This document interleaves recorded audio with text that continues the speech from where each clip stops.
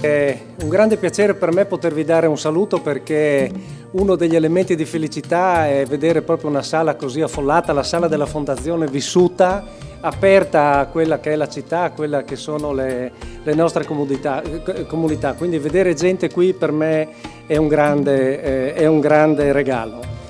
In apertura dei lavori, visto che siamo in un periodo augurale, vorrei fare anch'io il mio augurio al cantiere Friuli e mi rivolgo all'impresario del cantiere e mi auguro che questo cantiere arrivi al tetto al più presto, non solo perché noi siamo appassionati dei lick-off, che è una delle cose più belle che nella tradizione friulana si possono fare, ma soprattutto perché, caro impresario, c'è la necessità di poter contare su una visione complessiva della nostra regione, una visione che vada, e anche autorevole perché guida l'università, che ci dia un indirizzo preciso verso la strada che ci conduce verso la soluzione del problema più grande che abbiamo, che è il problema sociale, che è quello della generazione di valore. Noi dobbiamo riprendere a generare valore in modo soddisfacente per riuscire ad avere quella serenità sociale che tutti si meritano, ma soprattutto la possibilità di programmare il futuro. Allora io condivido in pieno e mi piace molto l'approccio rigorosamente scientifico che è stato dato a un tema tanto affascinante quanto delicato, che è quella dell'identità del Friuli. Chiaro è che l'identità friulana va assolutamente declinata in un contesto complessivo. E qual è il contesto complessivo? Dobbiamo prendere atto che la competizione si svolge a livello territoriale. Cioè noi dobbiamo dare competitività ai nostri territori, dobbiamo rendere i nostri territori attrattivi. Perché vi dico questo? Io entrando in sala adesso ho letto una delle tante agenzie che escono, e in questa agenzia parla il presidente della più grande banca cinese. E quel presidente dice che tutto il sistema bancario cinese si sta adoperando per riuscire a mettere a frutto la grande richiesta di credito che si sta sviluppando lungo la via della seta. Questa generazione di credito sarà soddisfatta dalle banche cinesi, che hanno già aperto filiali in tutti i paesi interessati dal percorso, perché quei paesi, secondo la visione della banca, del sistema bancario cinese, avranno bisogno di nuove infrastrutture, avranno bisogno di nuove ferrovie, avranno bisogno di e-commerce transfrontalieri. Sono investimenti che hanno già iniziato a fare nei primi 10 mesi di questo anno qui, del 2017. In 10 mesi sapete quando hanno investito loro? Quasi 11 miliardi e mezzo. Ma sapete qual è la stima del fabbisogno solo infrastrutturale dei paesi posti lungo la via della seta? 10.000 miliardi di dollari. Allora a questo punto noi diciamo, in quanti anni? In 5 anni. In 5 anni, 10.000 miliardi di dollari. Allora perché dico che ci vuole una corretta declinazione di quella che è l'identità friulana, affinché l'identità friulana sia motivo di competitività e di attrattività del nostro paese? Perché i tempi sono quelli. Il mondo è ormai un gran premio che viaggia a velocità stratosferiche. Noi, da friulani, non possiamo permetterci, e non ce lo meritiamo, di guardarlo dai box. Grazie e buon lavoro a tutti.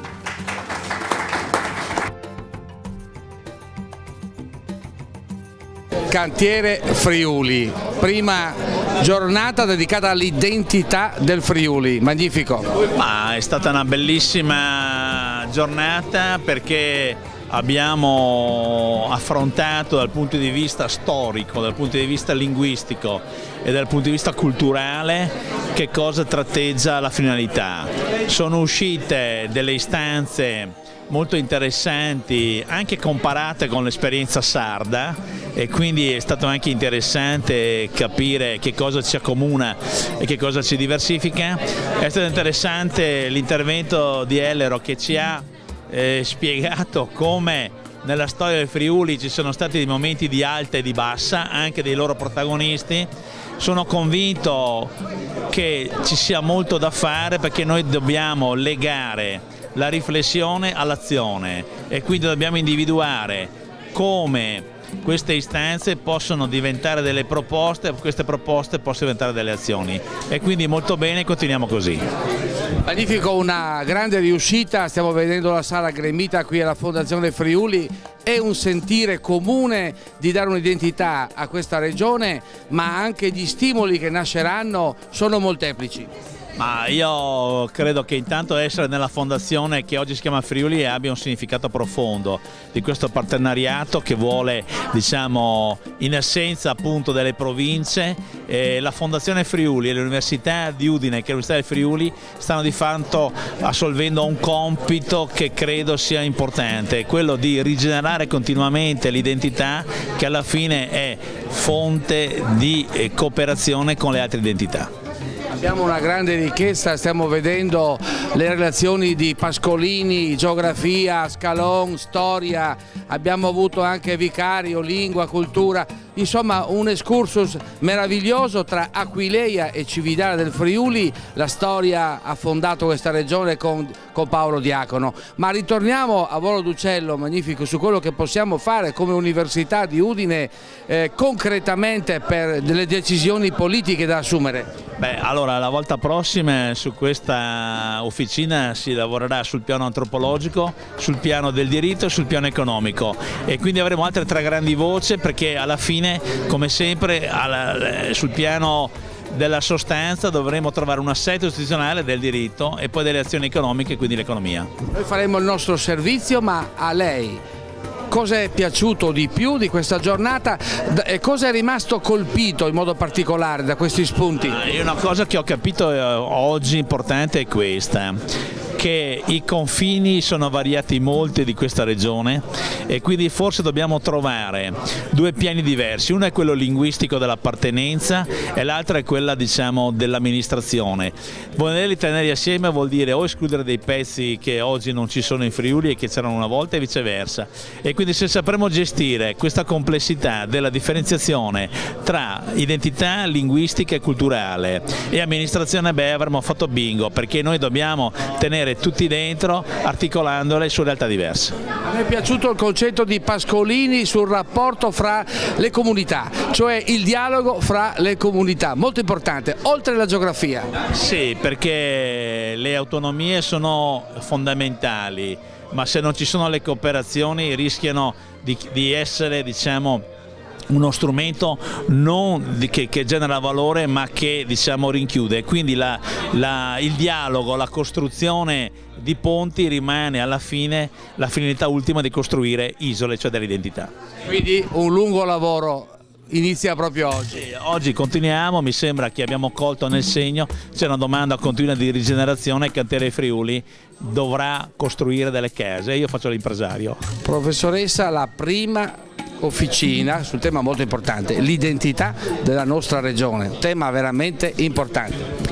Sì, questo è un tema che in realtà non sarebbe proprio un tema da giuristi, visto che la nostra officina è fatta per lo più da giuristi, è opportuno capire perché ci occupiamo di questo tema, e la ragione è molto semplice, perché noi riteniamo che qualunque ragionamento giuridico non possa partire se prima non capiamo qual è l'idea di comunità e quindi di identità friulana che noi abbiamo e che poi intendiamo che caratterizzi le istituzioni e quindi i modelli istituzionali e amministrativi che noi andremo a proporre. Mi è piaciuto il concetto di Pascolini sulle comunità che vanno oltre la geografia attuale, le mappe, a parte che dovremmo rifare quella di Sappada. La geografia cambia la storia, ma restano le comunità, il dialogo fra le comunità, l'appartenenza. Esatto, perché questo è in realtà il cuore del tema, cioè i confini in senso fisico sono sempre più labili, come la globalizzazione ci insegna, i flussi migratori ci insegnano. Quello che resta è l'idea di comunità che noi abbiamo, che è fatta non solo da quello che è l'autopercezione della nostra individualità, ma soprattutto dalla percezione che noi abbiamo delle relazioni con gli altri.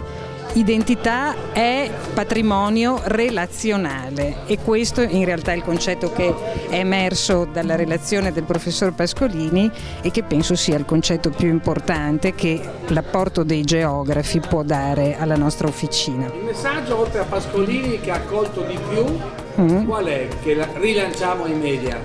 Secondo me è stato molto importante anche quello che ha detto il professor Ellero nel dialogo tra identità vissute, cioè che innanzitutto noi dobbiamo diffondere quella che è l'identità friulana, cioè dobbiamo insegnarla, perché se non siamo noi i primi a tramandare un patrimonio fatto appunto di valori, di relazioni, di cultura e di tradizioni, nessuno ovviamente lo potrà fare al posto nostro e quindi alla lunga si perderà.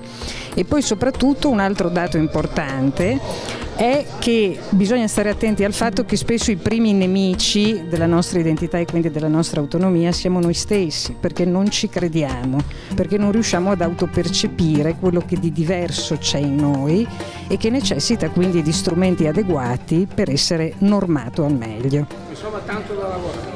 Tanto da lavorare, ma il cantiere è un luogo di lavoro.